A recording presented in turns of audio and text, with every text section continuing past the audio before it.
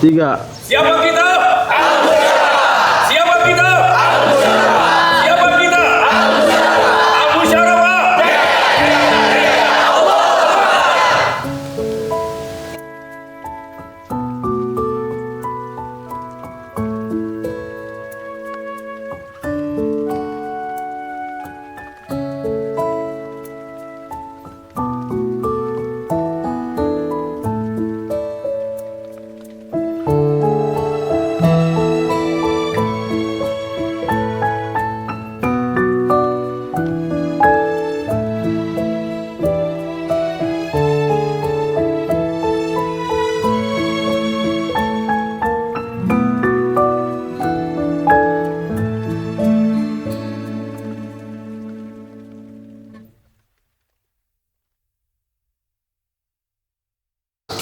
Saya dapat pahala hari ini sampai sore hari, subhanallah. Jadi saya semua ini kebaikan dan saya dengan sangat ikhlas hadir ke tempat ini, tidak ada keterpaksaan, tidak ada niat lain selain lillahi ta'ala. Ya, jadi saya mohon juga Anda ikhlas mendengar celotehan saya. Ya, mungkin nanti pembicaraan saya ada yang menyakiti perasaan Anda, saya yakin itu. Saya yakin ya. Ada juga nanti yang membuat Anda senang, yang membuat Anda bahagia, saya yakin itu ada. Ya, jadi oleh karena itu bukalah hati Anda, kita nikmati ilmu Allah ini yang mungkin sebagian apa yang saya sampaikan sudah Anda tahu, sebagian juga baru tahu, sebagian juga tidak pernah tahu kalau harus tahu. Nah, itu ya, jadi kita akan diskusi dan tidak usah terlalu jaim. Kalau saya bicara terus ada hal yang pengen ditanya, langsung angkat tangan. Ya, dan supaya kita mesra panggil saya Om. Om bagus ya. Ya, jangan panggil tante. Kenapa saya dipanggil Om? Ya karena memang Om. Nah, kalau panggil Bapak sudah biasa ya, biar ada spesialnya panggil saya Om bagus ya. Jadi kalau lagi ngobrol, Om saya mau nanya, langsung nanya. Tapi sekali lagi mohon bunda-bunda yang di belakang agak maju aja biar kita nggak terlalu, saya jadi susah kenal sama Anda. Maju aja ke depan, jangan ada yang di belakang. Ini kan kosong daripada aku yang belajar. Ya itu akuannya dipindahin aja. Kita maju ke depan semua. Maju ke depan. Ya jangan itu salah satu penyebab kita selalu otaknya terbelakang karena sukanya duduk di belakang. Itulah mengapa Islam mengutamakan saf terdepan. Jadi saya ingatkan Anda karena aktivitas kita mempengaruhi nafs kita nanti, jiwa kita. Nanti kita akan bahas bagaimana jiwa itu terbentuk. Karena ini pelajaran yang nyaris tidak pernah kita pelajari seumur hidup kita. Tapi lucunya kita dituntut untuk memiliki nafs mutmainah. Tapi kenapa kita sudah tua, ilmu agama sudah banyak, tapi nafsu kita masih mut-mutan. Ya, bukan mutmainah. Maju belum, itu kosong tuh. Yang di belakang, tolong istighfar baru maju. Ya, tolong istighfar baru maju. Maju. Kita tidak akan mulai kalau Anda di situ duduknya. Jangan jadi orang yang sombong. Itu ciri khas orang sombong. Iya, saya kasih tahu. Baru tahu kan? Orang yang selalu duduk terbelakang itulah orang yang paling sombong karena meremehkan orang yang di depan. Nah iya, saya kasih tahu. Guru kita ada di depan, orang tua kita ada di depan. Kenapa nggak jauh? Mulai nggak suka. Iya kan? Kalau nggak suka, jangan hadir. Itu yang terbaik. Kita nggak suka hadir, duduk belakang. Itu kan merusak pemandangan. Iya kan? Kalau di foto, nggak kelihatan. Maju. Karena Anda yang di guru, kalau murid susah disuruh maju, itu wajar. Kalau gurunya, itu namanya kurang ajar. Ini yang menyakiti perasaan Anda di sepanjang hari ini, mungkin Anda akan sakit hati terus. Kalau hati Anda kotor. Karena yang saya sampaikan ini cara untuk hati bersih. Tapi kalau Anda dengar perkataan saya Anda sakit hati, itu tanda hati Anda kotor. Udah gitu aja lah, daripada terlalu banyak teori.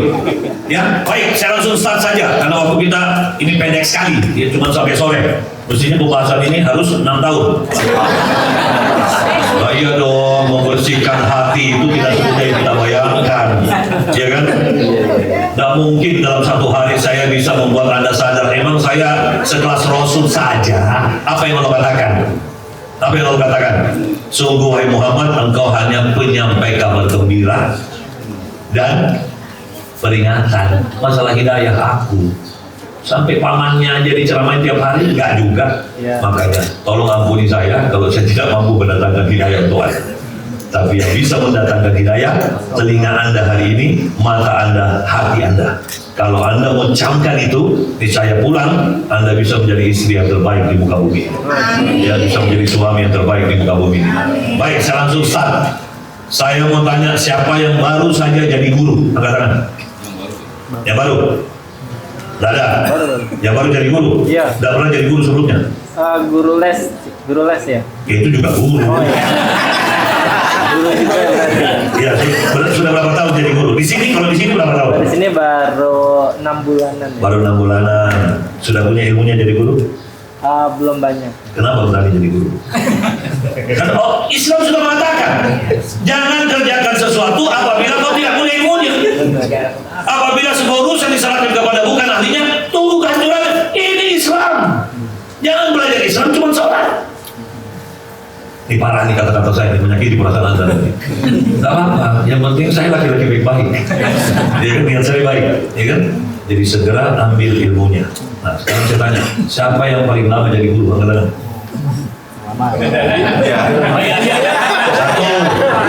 Satu. Yang medium aja. Yang medium. Yang sudah 3 tahun. Lebih. Berapa tahun lebihnya? Kalau dari yang pertama aja 10 tahun. 10 tahun. Oke, apa itu guru? Apa itu guru? 10 tahun lu ada jadi guru? Nah, itulah orang kalau kerja menyalahi aturan Rasul. Kalau kau kerja, kamu tidak berpikir, kamu tidak niatnya lurus, kau tidak tahu apa yang kau kerja. Itulah orang yang bekerja tanpa sadar. Sholat saja harus sadar, apalagi kerja. Oke, kenal lagi kita kan? Oke, selanjutnya. Apakah Anda marah kalau disebut tidak sadar? Tidak marah? Tidak marah? Ini bahaya di komunikasi dia. Saya ulangi lagi. Apakah Anda marah kalau disebut tidak sadar? Marah dong. Sebagai orang waras, marah. Masa dia bilang saya tidak sadar, Pak Bagus? Oke, marah kalau disebut tidak sadar? Marah dong, marah gitu. Oke. Kalau gitu, saya mau nanya, apa itu marah? Marah itu, apakah kita yang buat atau Allah yang masukkan? Bingung lagi kan? Kita yang buat. Saya tanya, Anda sudah berapa tahun sih jadi manusia? Iya dong. Sekarang saya tanya, kenapa Taufik Hidayat jago bulu tangkis? Saya ngerti ya. Hari-hari bulu tangkis dari kecil. Bangun tidur main. 4 tahun dia jago bulu tangkis. Sekarang kita berapa tahun jadi guru? Kok tidak jago-jago? Karena kita jadi guru dalam kondisi tidak niat ikhlas. Mana mungkin dapat keberkahan? Yang kita kejar apa? Fulus.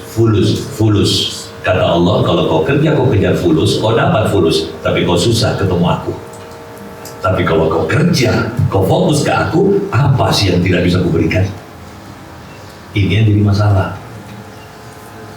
Kenapa saya berani ngomong gini? 20 tahun saya melakukan penelitian. Saya buka sekolah gratis. Kalau saya bohong, putrinya, alumni sekolah saya, termasuk mantu beliau.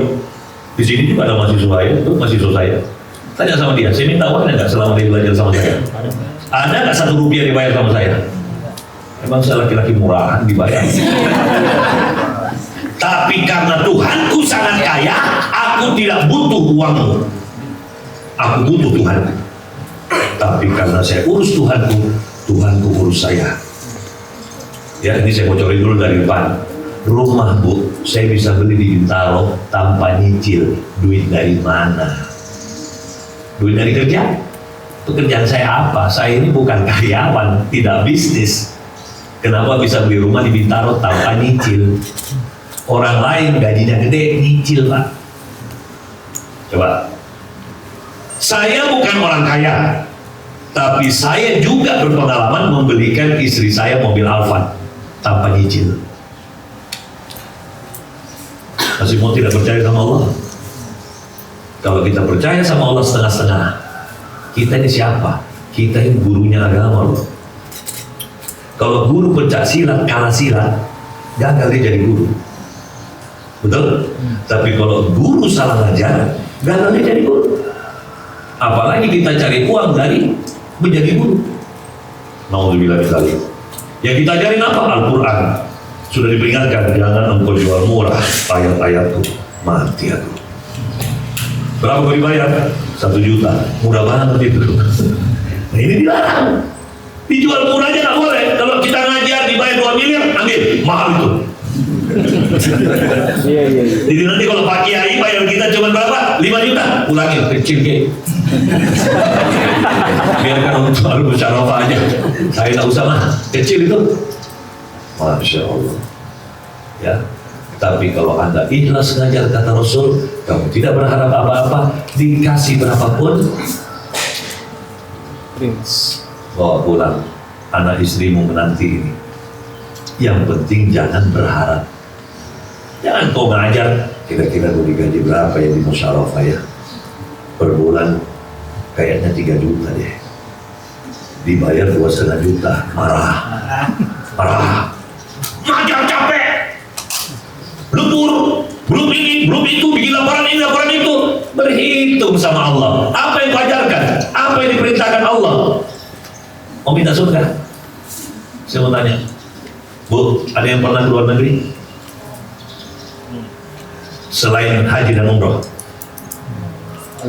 Oke, kita bahas dulu. Berapa hidup jalan-jalan di Singapura 1 minggu? Berapa kira-kira? Ustaz, 1 minggu. Nah ya kira-kira. Kalau kita tidak punya ilmu kira-kira, bagaimana bisa ke sana? Kira-kira Pak. Kira-kira di Singapura 1 minggu berdua sama istri. Sudah punya istri belum? Udah. Nah, tuh. Ada anak juga Pak. Alhamdulillah. Anak nggak usah dibawa lah. 2 aja. Berapa orang? Baru 4 bulan. Kira-kira berapa? 20. Singapura 20 juta. berapa? 20. 20 juta 1 minggu. Ngangak kita di sana. Ngangak di sana. Oke, 50 juta lah ya. Oke. Ini cara kita berpikir rasio, perbandingan. Ya, makanya kenapa Allah itu kalau menciptakan sesuatu, dia ciptakan berpasang-pasangan agar terjadi rasio. Dan segala sesuatu di muka bumi ini kami ciptakan berpasang-pasangan. Untuk apa? Agar jalan di otak.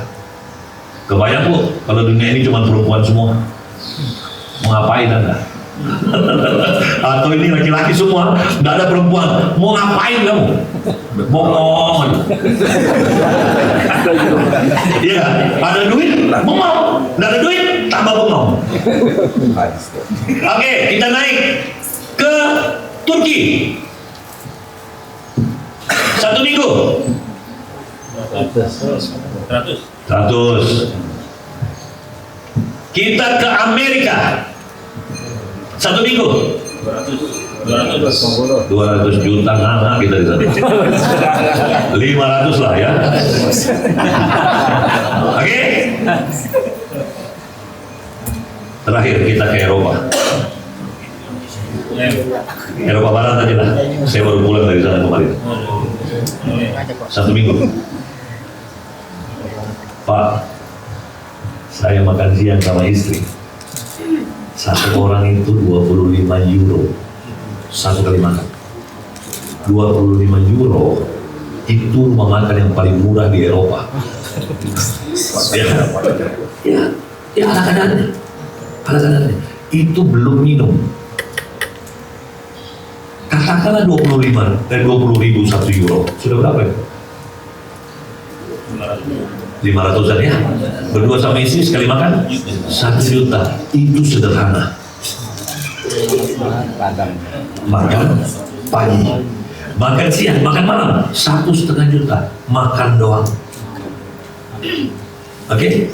Nah, kalau sama istri 3 juta per hari makan doang. Jadi kalau gaji kita 5 juta, 2 hari hidup megap-megap. Oke?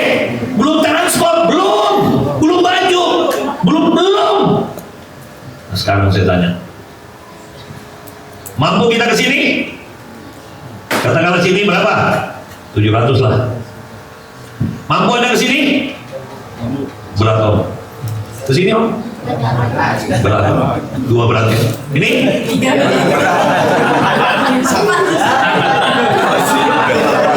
Oke, jujur saya mau nanya. Mana lebih bagus Singapura, Turki, Amerika, Eropa berbanding?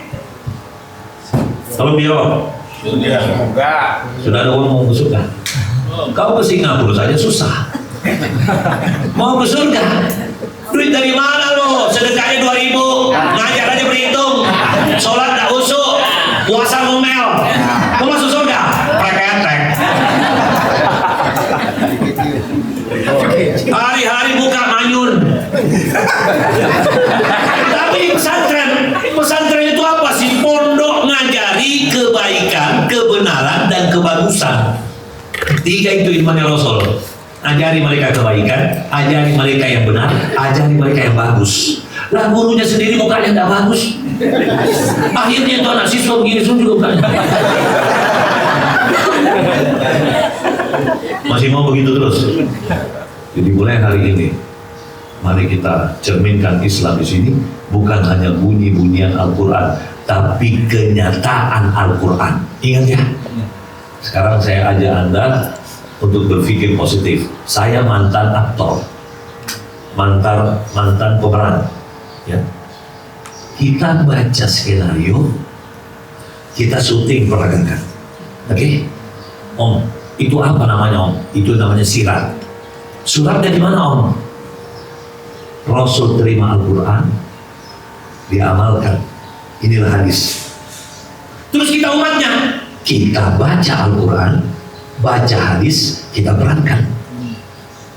Ini yang disebut dengan mengamalkan. Kita tidak, kita baca, kita hafal, kita songongkan. Lu hafal baca kitab apa? Lu alumni iman. Kau itu semua nggak ada telepon. Astagfirullahaladzim. Sekarang saya mau tanya, sombong bisa nggak masuk surga? Sedikit saja, susah masuk surga. Nah kita ini sombongnya bukan lagi sebesar biji zarong, sudah biji gunung. Terus berani mati. Berani mati sekarang. Sudah pernah tes yang namanya api neraka. Loh kok berani menuju ke sana?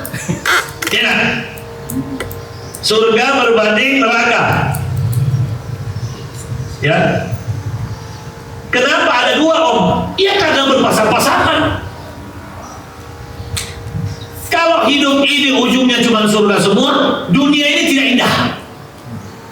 Itu sama dengan Anda makan siang tidak puasa. Coba puasa dulu belum makan. Ya Allah, bulan puasa Kiai, bulan puasa. Tempe goreng, iler keluar. Biasanya tempe goreng makin lewat aja loh. Karena kau tidak puasa. Coba kau puasa. Itu gelas, kasih es, kasih air, kasih sirup, diaduk, bunyinya saja udah menggetarkan kolbu. Kelinting. Betul tidak? Iya. Coba kalau tidak puasa, tidak ada rasanya. Nah, itulah indahnya surga kalau ada neraka. Tidak ada neraka, surga tak berarti. Sudah tak berarti. Coba, misalnya semua orang hidup pasti masuk surga.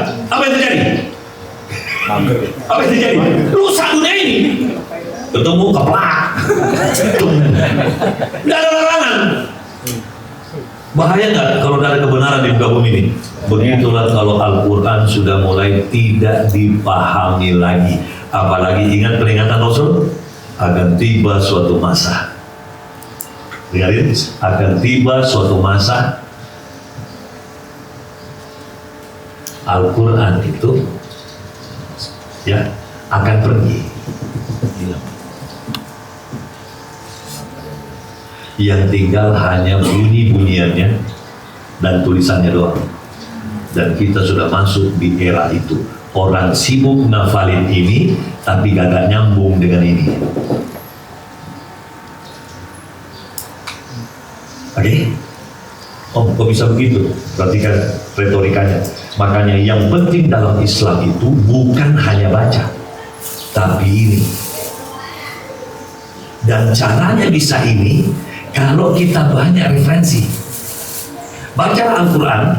Kau di dalam kamar semuanya hidupmu, kau tidak tahu apa-apa. Saya ulangi lagi ya. Bukalah Al-Quranmu, jangan kemana-mana. Baca terus sampai kau mati, kau tidak tahu apa-apa. Makanya kenapa Al-Quran itu harus dikoneksi dengan hadis, harus dikoneksi dengan asbabun nuzul, dan kau harus bertaburan di muka bumi baru paham ini. Paham?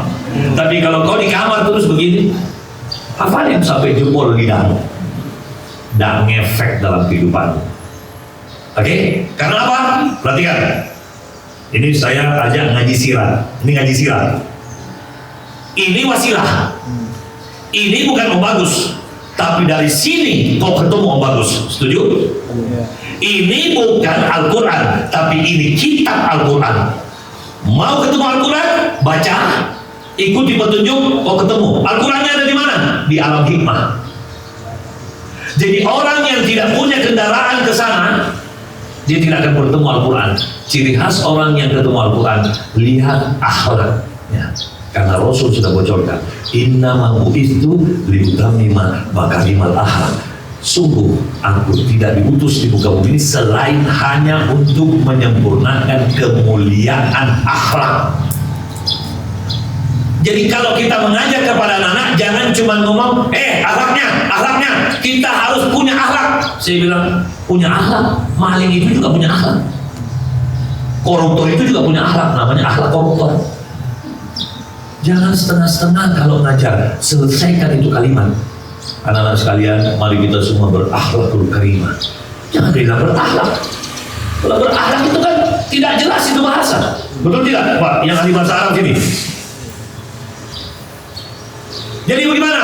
Ayo kita mulai ngaji tentang handphone. Saya mau tanya, untuk apa handphonemu mahal kalau nggak ada baterainya? Oke? Yang kedua, saya kasih kamu baterai. Jangan sombong. Untuk apa ada baterainya? Kalau lowbat. Saya kasih kamu charger. Untuk apa full bateraimu? Kalau kau tidak punya kartu handphone. Saya kasih kamu kartu handphone. Untuk apa punya kartu handphone kalau kagak ada pulsanya? Oke, saya kasih kamu pulsa. Untuk apa ada pulsa kalau kau tidak ada sinyal? Saya kasih kamu sinyal. Untuk apa ada sinyal? Kau tidak tahu nomornya Om Bagus.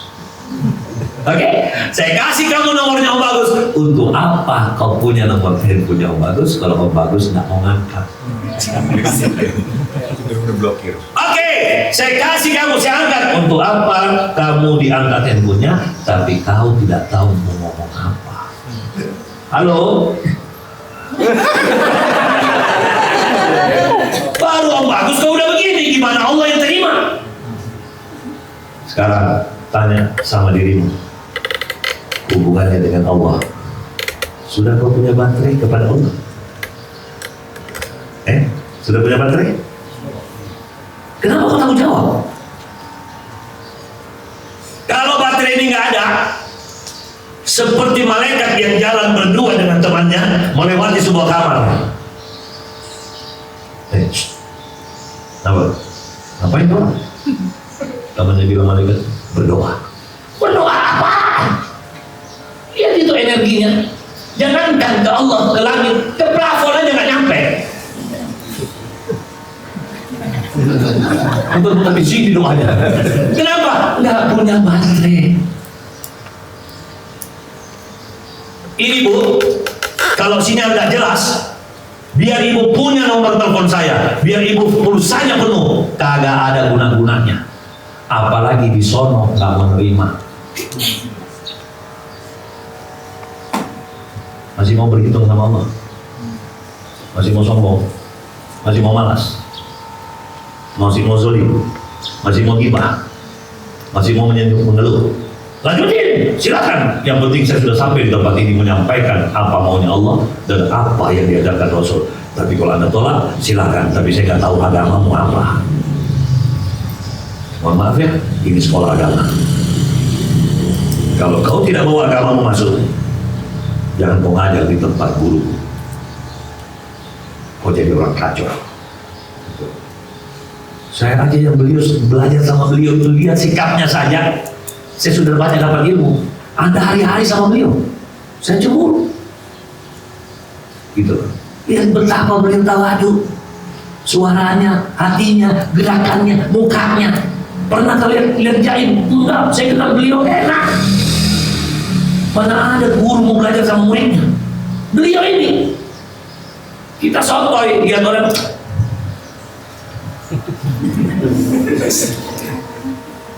Pak, Bu, akhirnya kesimpulan sesaat kita apa? Ayo kita dengarkan pendapat para ulama-ulama tasawuf. Apa yang mereka katakan? Dengarin. Manusia adalah makhluk yang terlambat mengenal siapa dirinya.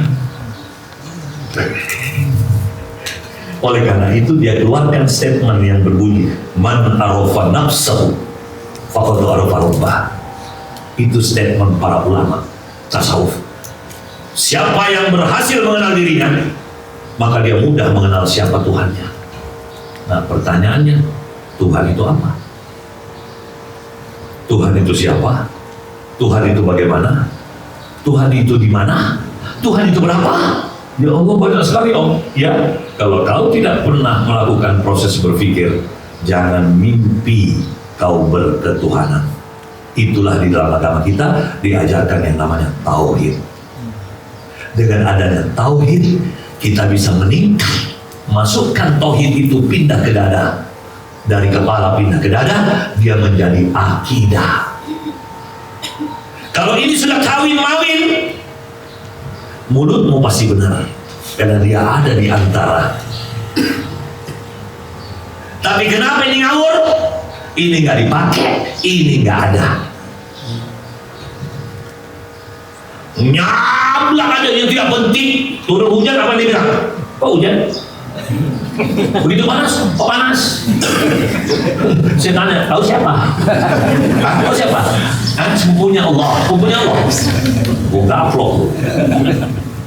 Ini yang mohon maaf ya, kita hari-hari mulut ini. Padahal apa kata Rasul? Sebelum engkau berkata-kata, pikirkan dulu perkataan. Kenapa? Ada yang tahu kenapa? Karena perkataan itu paling mendominasi, sebab manusia terjerumus ke dalam neraka jahanam yang dalamnya lebih luas dari jalan timur ke barat.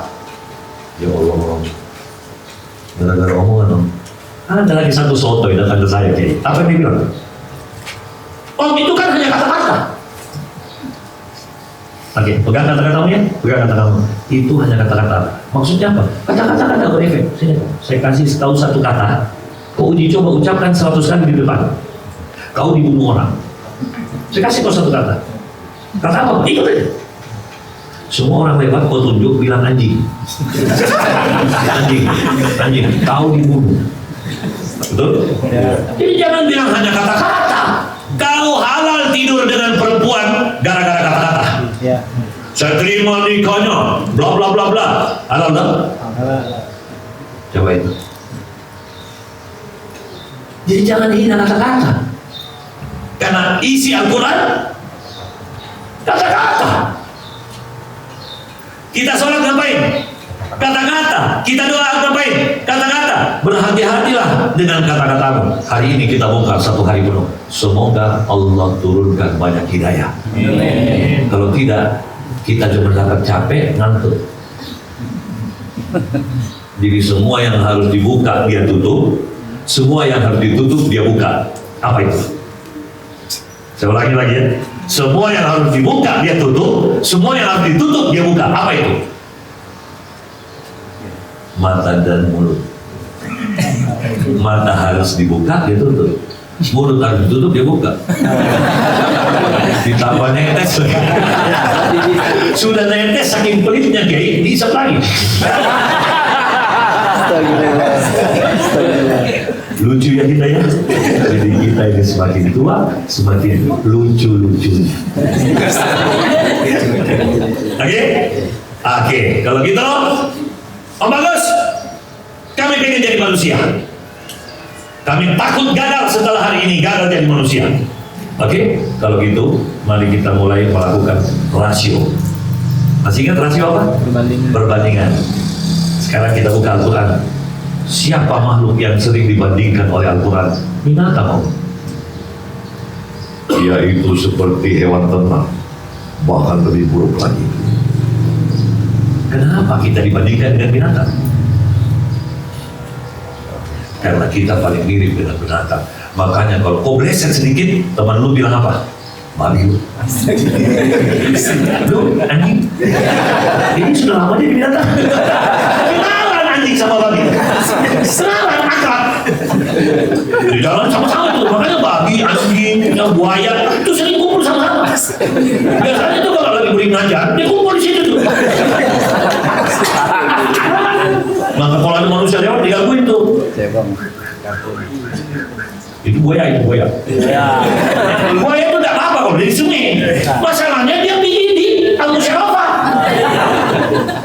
Dia begini tuh. Belum lagi ular berkepala gua. Ada di sini. Kalau di sini ngomong apa, sana ngomong apa, sini ngomong apa, itu ular berkepala dua. Biasanya di mana? Dia ada di setiap kubu. Kubu itu ngumpul dia ada. Dia ada. Itu kepala dua. Ada si satu, dia tidak di kubu-kubu mana? Dia cuma di kubu satu itu, yang dia mana? Namanya kuburan. Oke, kalau gitu kita lanjut. Apa bedanya kita dengan binatang? Kalau tidak tahu bedanya, hati-hati. Mungkin kita sekarang sudah binatang. Bantu saya. Saya pura-pura jadi calon siswa mau mendaftarkan. Ustaz, mau belajar agama. Apa bedanya manusia sama binatang, Ustaz? Apa itu, Ustaz? Manusia itu hewan yang dapat berpikir. Ustaz pikir kambing tidak berpikir? Apakah Ustaz pikir kambing tidak bicara? Hah? Bicara juga kan? Kalau dia tidak bicara, dia tidak bisa komunikasi sama anaknya, Ustaz. Apa bedanya binatang sama manusia, Ustaz? Kenapa kau nulis sama Ustaz yang lain? Kalau begitu cara kita jelaskan, anak-anak milenial lari semua dari agama. Karena anak-anak milenial bilang apa? Generasi saya pikir agama bisa menyelesaikan urusan. Ternyata Ustaz saja sama Ustaznya, lihat kelakuannya. Itu mau ngajarin agama sama gua. Ini gua pulang. Masih mau lanjutin?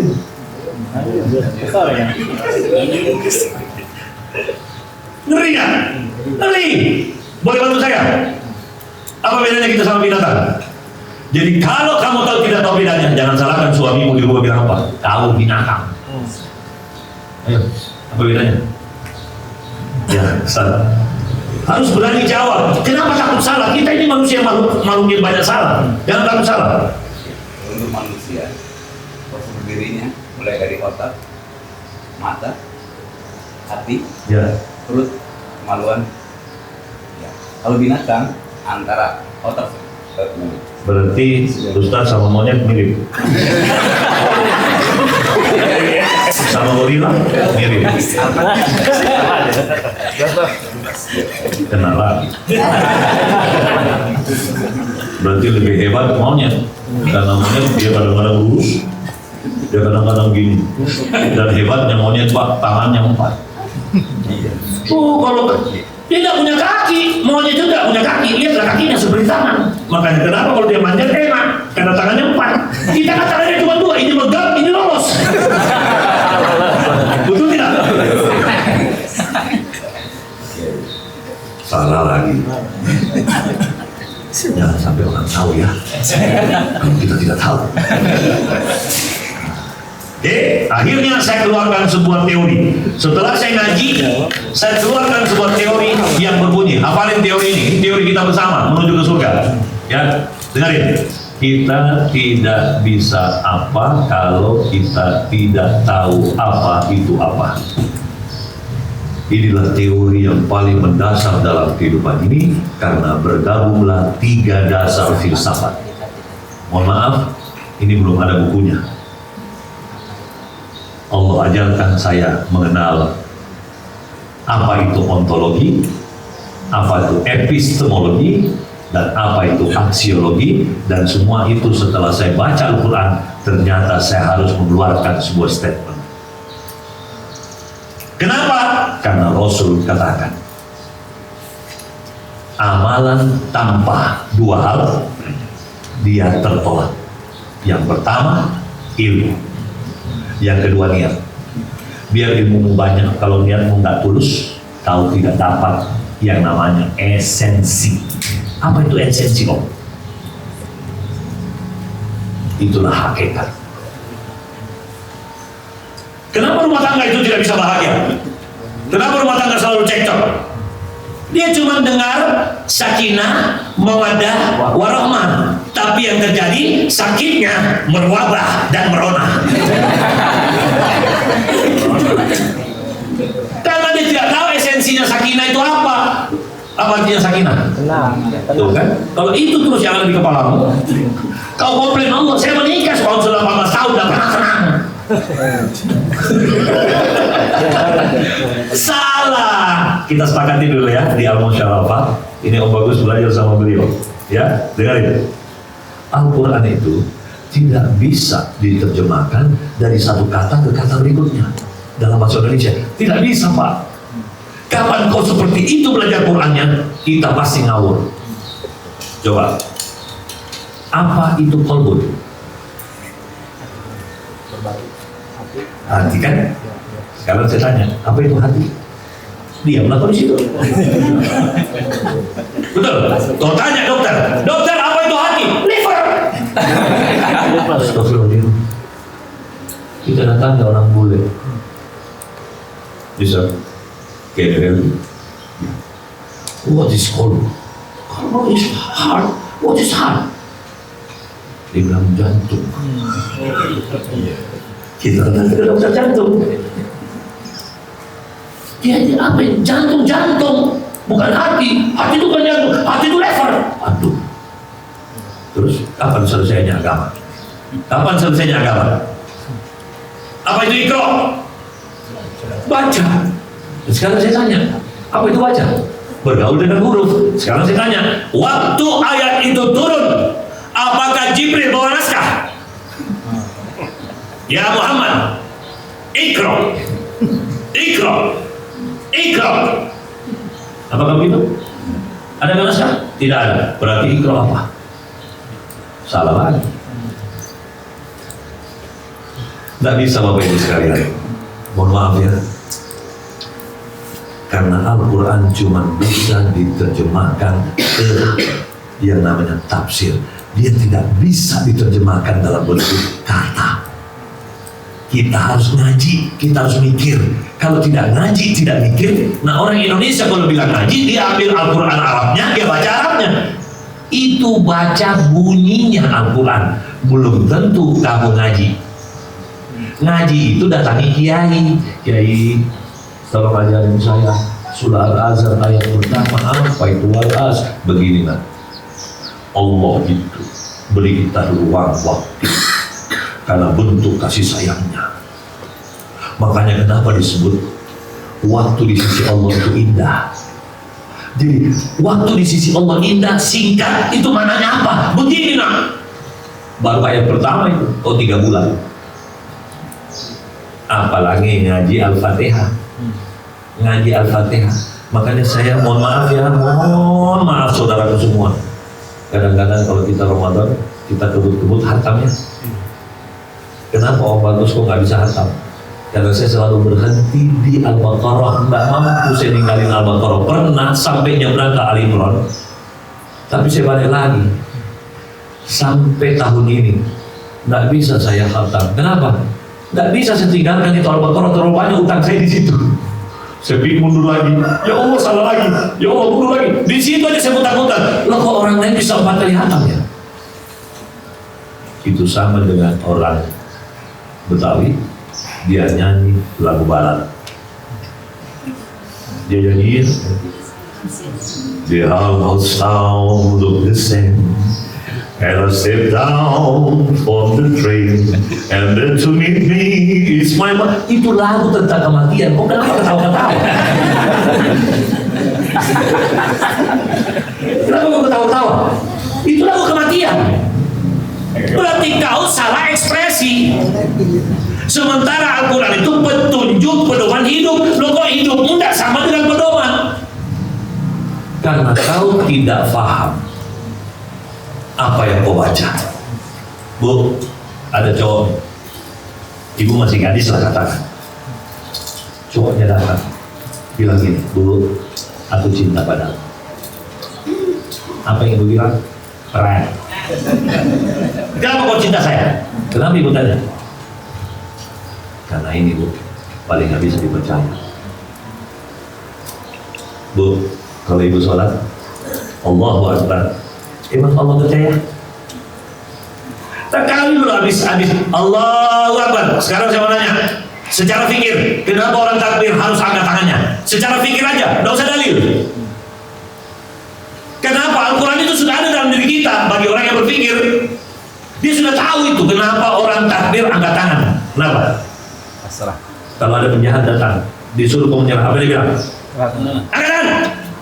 Kenapa orang harus angkat tangan? Karena dia tidak bisa ngapa-ngapain kalau tangannya di atas, betul? Nah, kalau kita sholat, kenapa disuruh angkat tangan? Karena kita sedang mengucap, ya Allah, aku kecil, engkau besar. Bukan hanya besar, tapi maha besar.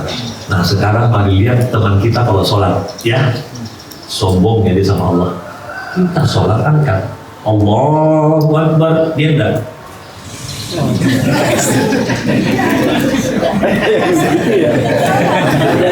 Ini karena merasa senior. Seniornya sholat.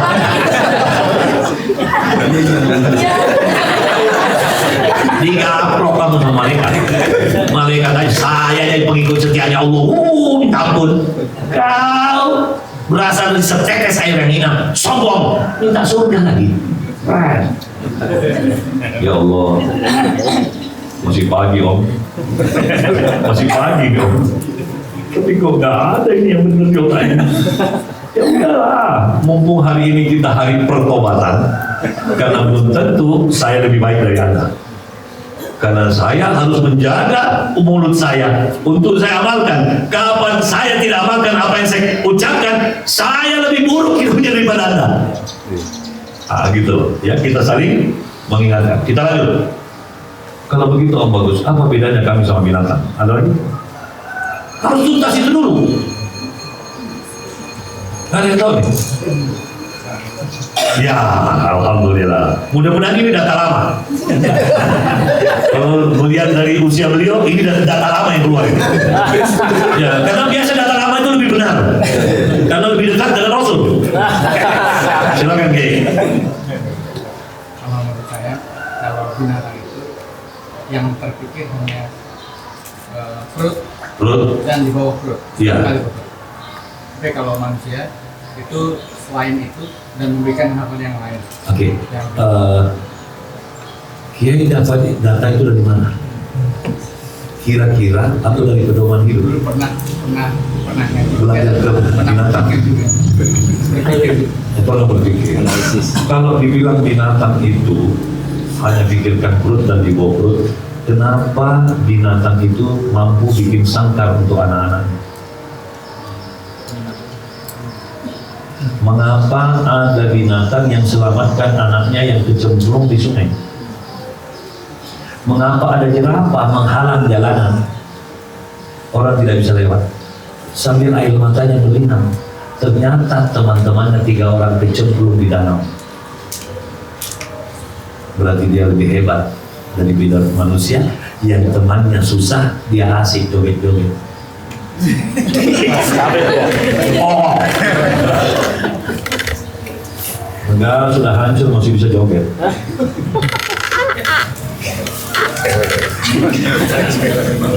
Mohon maaf ya, saya tidak bilang kalau itu Prabowo. Siapa yang bilang Prabowo? Saya bilang saya kan orang lain. Kalau mirip ya sudah. Antum tidak salah Kiai, antum tidak salah. Tidak ada yang salah tadi. Cuman yang kita cari agama itu tidak pernah meleset. Ya, agama itu kayak begini.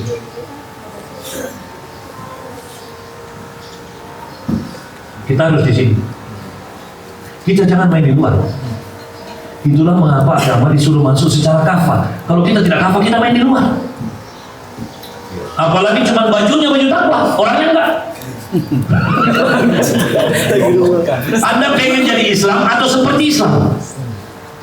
Kalau seperti itu di sini, Islam itu di sini, titik ini. Kalau Anda tidak bisa bedakan diri Anda dengan binatang, Anda di luar. Tapi kalau Anda tahu bedanya sama binatang, saya di dalam. Ada lagi nggak? Ya alhamdulillah. Harus semangat. Silakan, Kiai, silakan. Di sini. Ya. Binatang dengan manusia. Ya. Kalau binatang ada untuk survive, dia bertahan hidup. Bertahan hidup. Dengan dua petunjuk. Iya. Yaitu naluri dan insting dan panca indera. Ya. Kalau manusia dia butuh lebih dari dua itu. Ya. Insting Oke. atau mungkin feeling, Ya. panca indera, Ya. akal dan petunjuk. Ya. Oke. Tapi kenapa ada manusia cuma mikirin dua hal?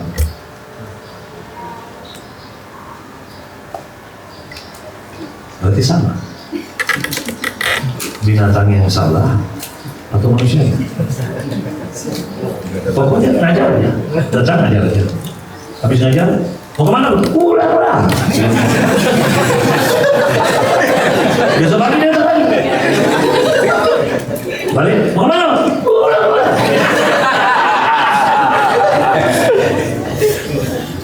Berarti dia tidak tahu bedanya sama binatang dirinya ya. Berarti dia sama atau lebih buruk?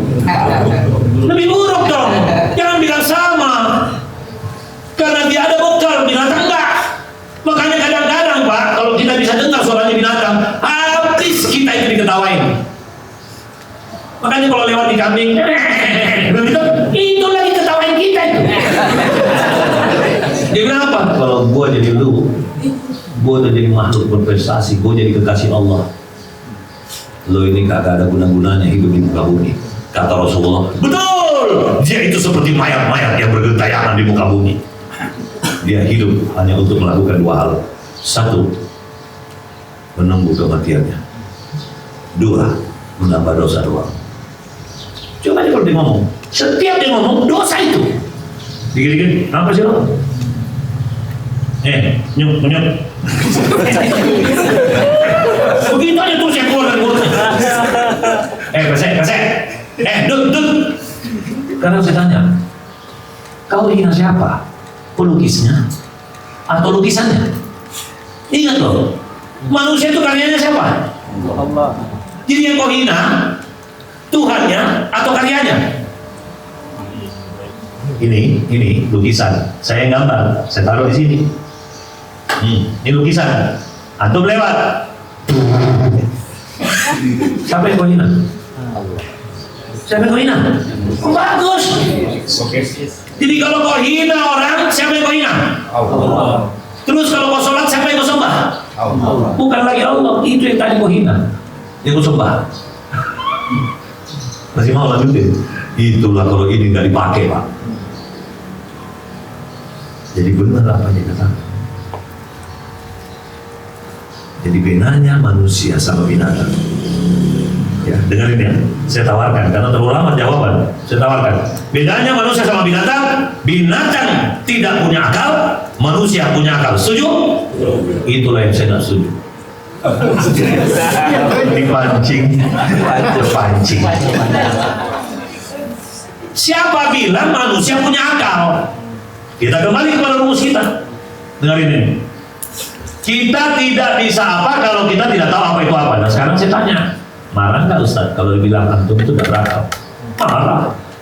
Wih, kenapa ngomong gitu? Betul? Marah kan? Kalau gitu saya tanya apa itu akal?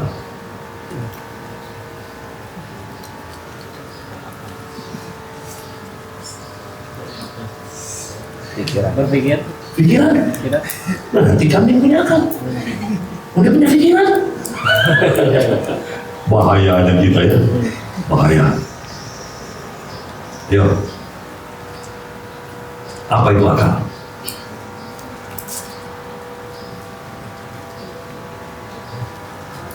Satu, dua, faktoris. Kata guru-guru kita, akal itu pembeda. Pembeda. Apa yang harus dibedakan? Masih ingat tadi? Rasio. Ada perbandingan. Surga, neraka. Kalau orang dia jalan ke neraka, berarti tidak punya akal. Dia tidak bisa bedain. Betul tidak? Jadi orang yang punya akal dia bisa bedain, Bu. Cuma kalau dia tidak sempurnakan akalnya, ada pembeda yang dia tidak bisa tahu.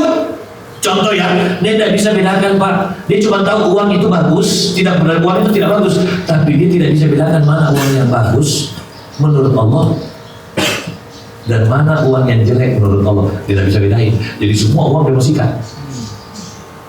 Dia tidak bisa bedakan mana perempuan yang halal untuknya dan mana perempuan yang tidak halal. Semuanya aja istrinya orang di sini dulu ganggu. Hai cantik. Itu orang yang tak berakal. Jadi jangan bilang manusia berakal karena dia tidak bisa bedakan mana benar, mana salah, mana bagus, mana buruk. Contoh, siapa yang belum menikah laki-laki? Yang laki-laki belum nikah, angkat tangan. Satu, mana lagi? Angkat tangan. Nanti Allah lihat loh, kalau nggak angkat tangan. 1, 2, 3, 4, 5, 6. Oke, yang kacamata, antum umur berapa? 25. Rasul menikah umur berapa? 25. Kamu umatnya? Kenapa kau belum nikah? Gak punya modal. Berarti kau tidak paham ilmu agamamu. Coba. Emang kau harus menikah pakai modal? Modal apa yang kau butuh? Modal apa yang kau butuh? Uang? Itu istri kamu saya nikahi 1 rupiah pun saya kasih uang. Karena saya dapat mertua tiba-tiba ngomong gini, kamu nikahi anak saya, datang saja ke Jakarta, tidak usah kasih saya apa-apa, karena menikahkan anak urusan saya sama Allah. Kau datang saja syukur-syukur orang tua itu. Saya tiba itu, memang gak punya uang. Jangankan uang, rekening aja gak punya. Itu tahun 98. Dan saya laki-laki yang punya konsep, saya tidak akan menikah kalau saya minta uang sama bapak saya. Berarti saya masih laki-laki murahan. Saya nggak mau nikah kalau uang dari orang tua harus dari saya. Akhirnya minus 2 hari sebelum pernikahan, saya masih di Makassar, Bu. Uang tiket aja belum ada. Kebayang? Tiba-tiba ada orang mau ketemu sama saya, dikasih segepok uang. Saya bilang, apa ini? Bawalah, orang mau nikah. Allah dari Allah itu. Itu saya pakai nikah, saya buka, cukup beli tiket, cukup sampai di rumah mertua saya. Tapi bapak ibu saya sudah bilang, nah, tidak usah kau siapin tiket, bapak ibu sudah beli tiket. Alhamdulillah, saya tidak usah nanggung, tinggal hotelnya dicari. Akhirnya itu uang cukup untuk panggil tukang syuting video. Karena saya tanya di rumah mertua saya, apa yang belum? Semuanya sudah, foto-foto sudah. Tapi kalau kau pengen modern pakai video, kau sendiri yang urus. Oh siap, masih ada sisa uang, saya uruslah videonya. Itulah bayaran saya sama mertua. Sampai saya bilang, oh lihat nanti saya kasih bahagia anak. Dia akan menjadi wanita terhormat. Saya yang akan menghormati dia karena perbuatan orang tuanya kepada saya. Itulah yang saya bahagiakan anaknya. Semua harta saya kasih, ambil semua. Semua uang saya ambil. Saya tidak perlu uang, saya butuh kau dan Allah. Udah begitu aja. Karena saya beli rokok aja minta uang, Bu, sama istri saya. Dia minta uang, di rokok ya. Dan dia tidak pernah marah ketika saya beli rokok. Apa yang dia bilang? Itu obatmu sayang. Tapi kalau ada istri yang tiap hari merokok terus, suami begini.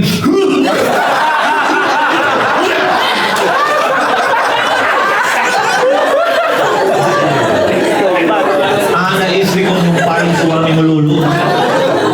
Ya kan? Saya kasihan dulu lihat suami yang keluar rumah.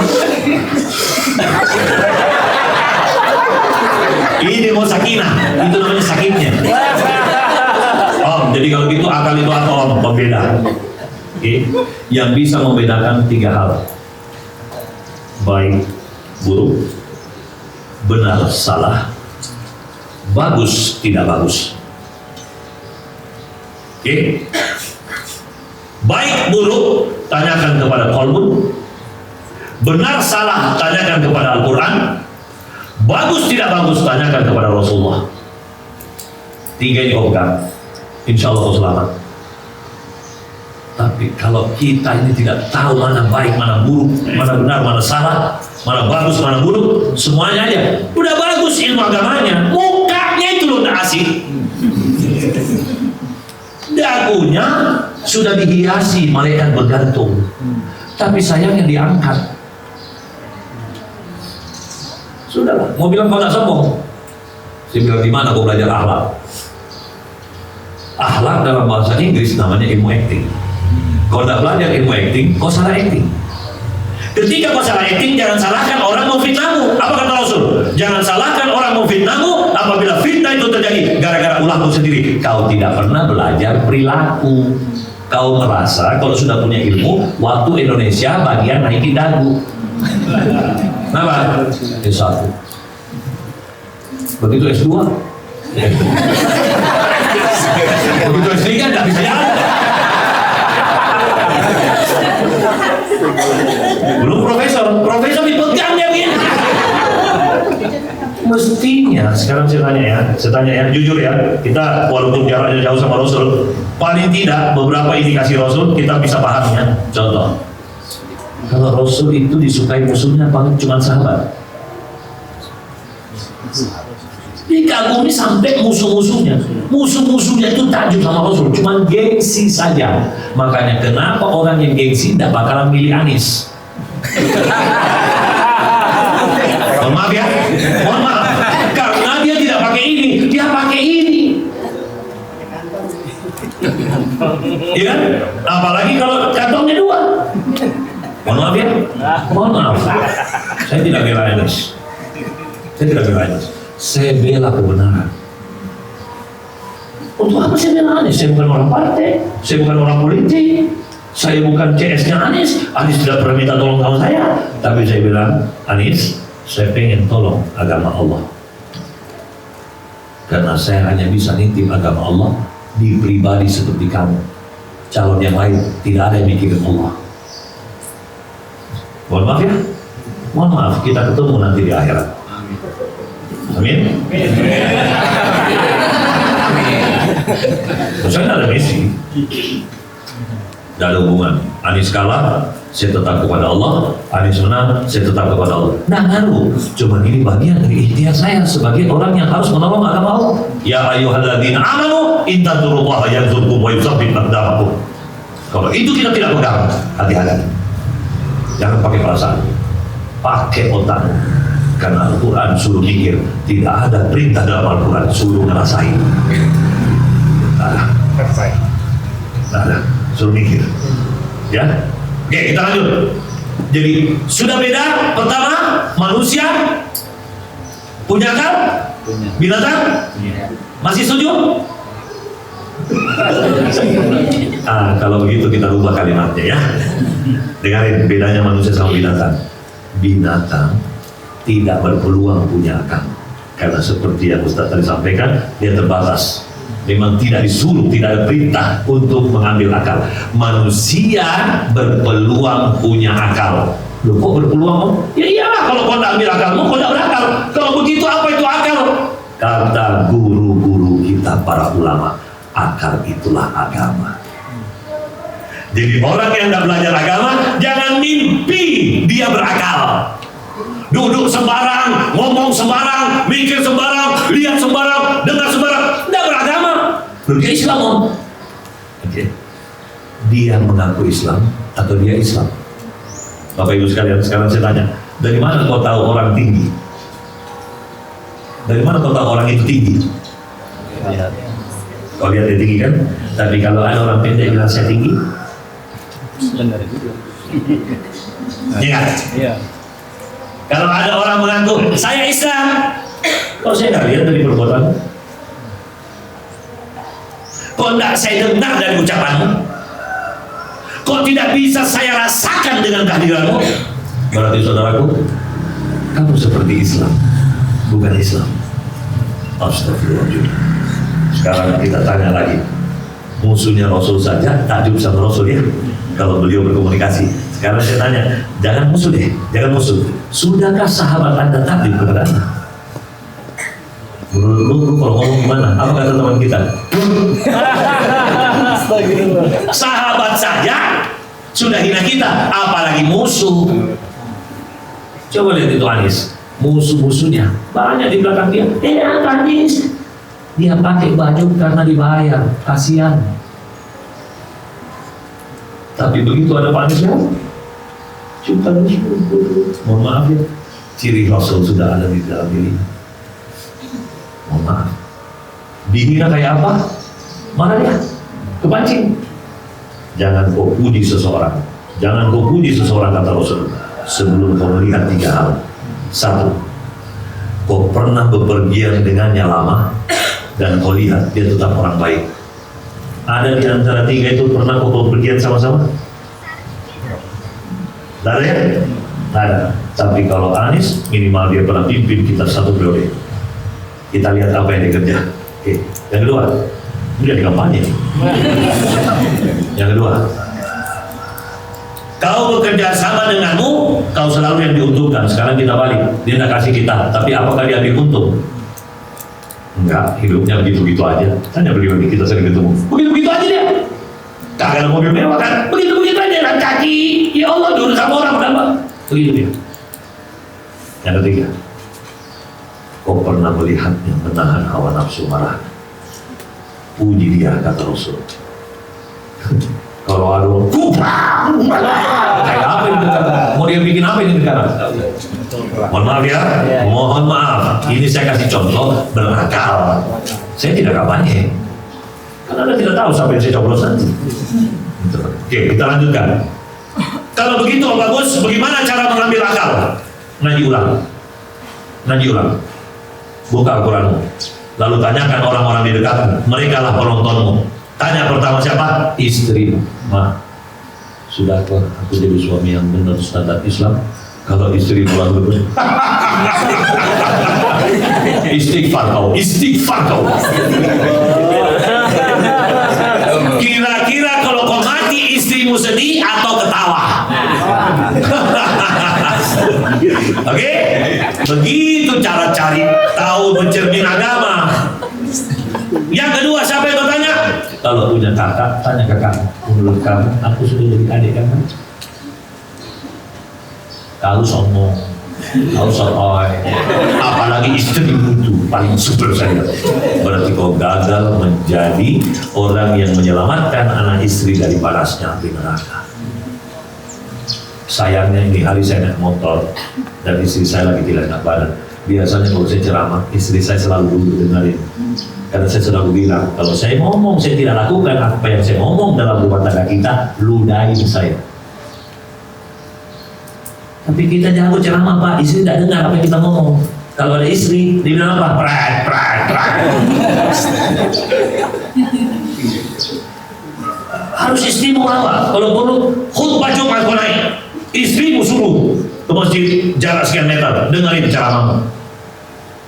Berani kamu? Kita hidup harus sabar. Istri berdua, prat.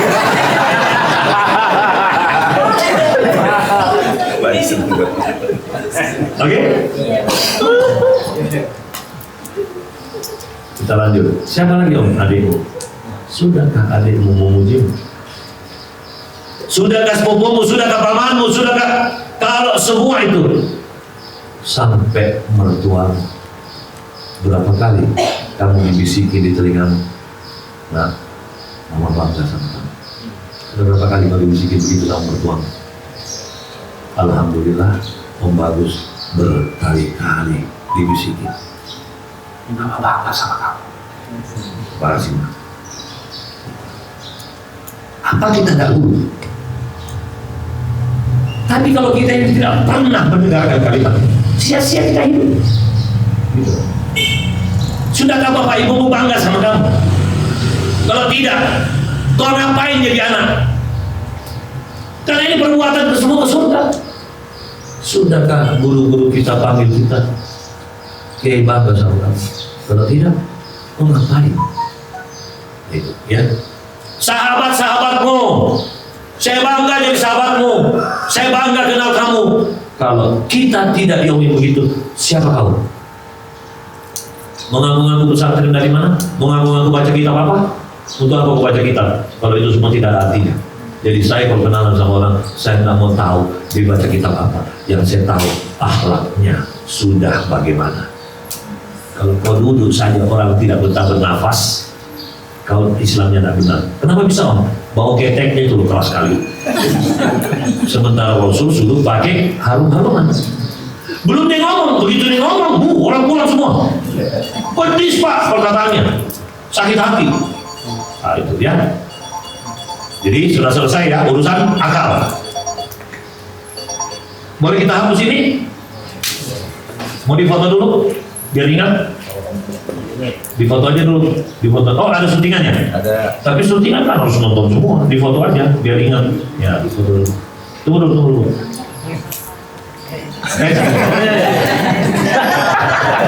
Nasis lah. Oke, sampai di sini dulu ada pertanyaan sambil nunggu dihapus. Ya, sekalian biar Om Bagus kenal nama panggilan. Nama panggilan saya ini. Nama saya Solah. Solah. Silakan. Saya mau tanya. Ini bersaudara? Enggak. Oh, ya. Apakah hidup itu harus Apakah hidup harus seideal apa yang dikatakan Om itu semua? harus Bisa dilogikakan atau bisa dilogikakan? Kenapa itu diperintah? Berarti Allah Tuhan abal-abal. Kenapa diperintah? Kalau itu tidak harus. Contoh ya, misalnya Om Bagus punya murid kamu. Om Bagus bilang sholat, kamu besok pagi begini. Apakah harus seideal itu Om? Berarti ngomong gitu sama Allah? Ya ideal kan maksudnya kan Allah perintah sholat misalnya. Iya. Perintah sholat, kemudian sholat. Apakah kita itu kan harus dipikirkan misalnya kita itu sholat cukup menutup dengan aurat. Iya udah. Itu. Iya. Meskipun dia harus dengan seideal itu kan tapi untuk mensahkan itu kan dengan semudah itu gitu. Iya, itulah ideal.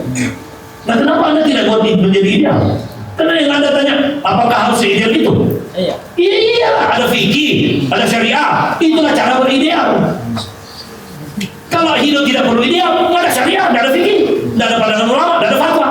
Kenapa harus ada fatwa ujung-ujungnya? Karena hidup harus ideal.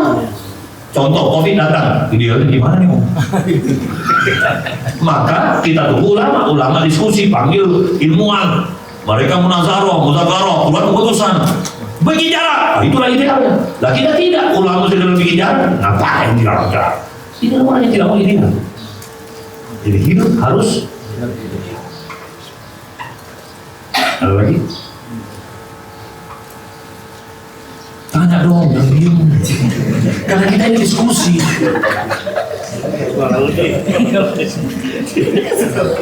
Ayo benar-benar. Tanya apa? Tidak usah sopan-sopanan, tidak usah. Langsung, Om saya menanya ini Om.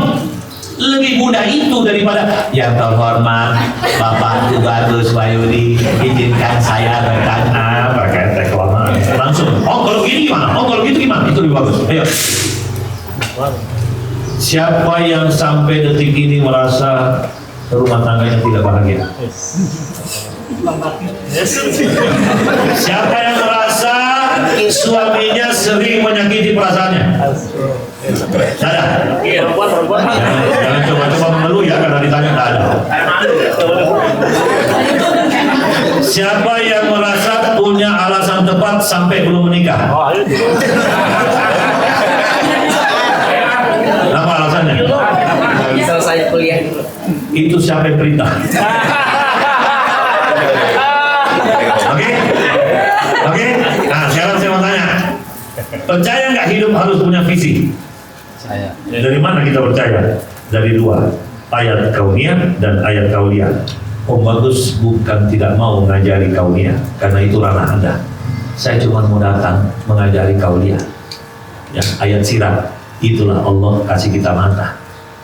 Kalau saya berdiri di sini, kalau saya tidak punya mata, saya hanya bisa merasakan yang ada di sini. Saya tidak tahu di depan. Tapi kenapa Allah kasih mata? Itulah mengapa Rasul bersukan inna mabu'is itu diutami mama kerimal akhlak. Yang kedua, yang kita harus tahu, innamal amalu binniyat. Semua amalan terletak pada niat. Kau lihat di depan itu, kau bergerak ke sana karena apa? Itu yang disebut dengan niat. Tapi kalau kau tidak punya niat, kau orang yang tidak ada jelasnya kalau melangkah. Ingat, setiap langkah akan dituntut pertanggungjawaban. Kita lihat ke depan. Itulah mengapa manusia harus punya cita-cita. Kalau tidak punya cita-cita, kau berada di lingkaran setan, muter tidak jelas. Kenapa belum nikah? Saya mau selesai S2 dulu. Siapa yang suruh begitu? Mau saya. Oke, hidup ini berjalan maumu atau maunya Allah? Tolong dijawab. Suami istri mau datang ke rumah saya, berantem dua-dua. Suaminya doktor Al-Quran, istrinya ustazah. Ribut di ruang tamu saya. Ayo ngomong sendiri, ngomong yang bagus, biar kamu bagus jadi hakim adil. Mana mungkin saya jadi hakim adil? Saya bisa jadi hakim adil kalau Anda berdua sepakat. Satu saja tidak sepakat, saya tidak bisa jadi hakim adil. Cari hakim yang lain yang menyepakati itu. Tapi kalau kau sudah sepakat mendengarkan kata-kata saya siap jadi hakim adil. Oke. Karena yang satu merasa kenal saya, satunya nggak kenal. Oke? Nah, istrinya sudah setuju. Saya tanya istrinya, kenapa Bu? Begini Om Bagus. Dia kan suami, dia imam, dia ini doktor bidang agama. Saya maunya itu dia begini. Oke? Kalau Bapak gimana? Begini Om Bagus. Saya ini kan imam, dia ini kan makmum. Saya maunya dia itu sebagai istri itu begini. Oke? Sudah ketemu sekarang permasalahannya. Saya tanya Anda berdua ya, apakah Anda ingin dunia ini berjalan sesuai maumu atau maunya Allah? Sekarang tutup mulutmu, kerjakan maunya Allah, berdamailah, nangis-nangisan. Simpel. Jadi kalau rumah tangga kamu selalu bilang saya maunya suami itu begini, saya mau bagus, kenapa suami saya jahat banget. Jadi mana? Dia pikir saya mungkin kasihan sama dia. Saya harus bilang apa? Bu, saya mau nanya sama ibu, mana lebih jahat Bu? Suami ibu berbanding Firaun. Dalam suaranya. Kok nanya gitu Bagus? Dengerin Bu. Mana lebih jahat suami ibu atau Firaun? Ya Firaun lah. Oke. Dengarkan pertanyaan yang kedua. Semoga ini bisa menjadi jawaban. Kenapa istri Firaun dijamin surga? Tolong dijawab itu. Jadi kalau mau masuk surga, suruh suamimu jahat.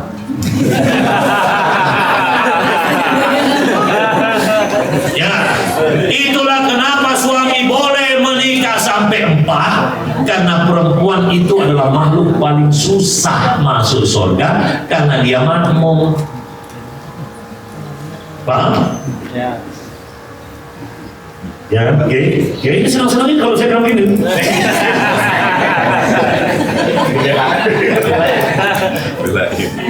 Itulah mengapa wanita diuji begitu, laki-laki diuji selingkuh.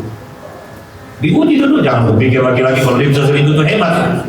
Itu tak lolos selingkuh. Tapi ingat, disebut selingkuh itu ada syaratnya. Jangan sedikit-sedikit selingkuh. Selingkuh itu Bu, ada syaratnya. Dengarin syaratnya nih ya. Makanya Bapak itu kalau mau marah pakai ilmu dulu. Laki-laki disebut selingkuh kalau itu sudah punya 4 istri. Sudah punya 4 istri, sholat ya. Dia pergi cari perempuan lain. Itu namanya selingkuh. Tapi kalau baru 1, dia pergi cari perempuan lain, dia persiapan ibadah itu. Seperti orang yang lagi manasik, gitu. Nah iyalah, persiapan ibadah. Cuma kau yang tidak ikhlas. 1. Yang kedua, kalau masih pacaran, gitu. Nih sholat sama pacarnya, gitu. Saudara, dengar Rasul, apabila masih ada waktu untuk memikirkan siapa orang yang akan kau nikahi, manfaatkan waktu itu. Saudara bilang, masih ada 3 tahun nih. Dia mau dicari perempuan dari ini. Jadi pacarnya berapa? 16. Loh iyalah, itu sholat. Laki-laki sholat begitu. Kalau laki-laki salah, pacarnya cuma 1. Itu laki-laki sholat. Itulah bedanya sholat sama salah. Paham? Jadi tidak boleh kau bilang sholat selingkuh. Selingkuh apa? Dia belum nikah. Oke? Om, tapi dia jalan sama istrinya orang. Itu selingkuh. Istrimu baru 1, tapi kau jalan sama perempuan lain, istrinya orang. Itu selingkuh. Kau dilaknat. Paham? Tapi kalau istri baru 1, bonceng perempuan, selingkuh dari mana? Sampai dia nikah pun tidak selingkuh. Itu ibadah. Mau protes? Mau protes? Mau protes? Proteslah nanti ketika kau sholat. Protes kau sholat. Kalau tidak dilaknat kau langsung di sini. Sakit hatimu dengan ini. Harus sakit hatimu untuk membunuh setan dalam hatimu. Itu caranya. Karena setan sudah menyatu dengan perasaan kita. Makanya kenapa Al-Quran dan hadis ketika disampaikan kita sakit hati, itu ciri khas hatimu sudah menjadi setan. Makanya disebutkan dalam Al-Quran, innal ladzina kafaru sawa'un 'alaihim anzartahum am lam tunzirhum la yu'minun.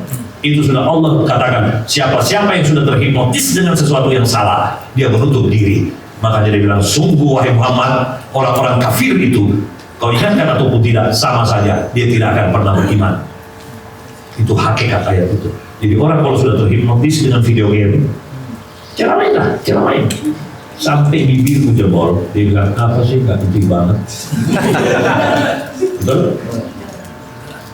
Karena sudah terhipnotis dengan itu. Nah sekarang pesantren itu hadir untuk apa? Untuk membuat orang tetap mau terhipnotis kepada Allah dan Rasulnya, dan dia tunduk kepada ketetapan yang sudah diatur oleh Allah. Itu pesantren.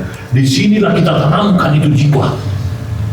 Jadi jangan sampai tanam jiwa itu cuma di kelas. Keluar, gurunya ngaco, muridnya ngaco.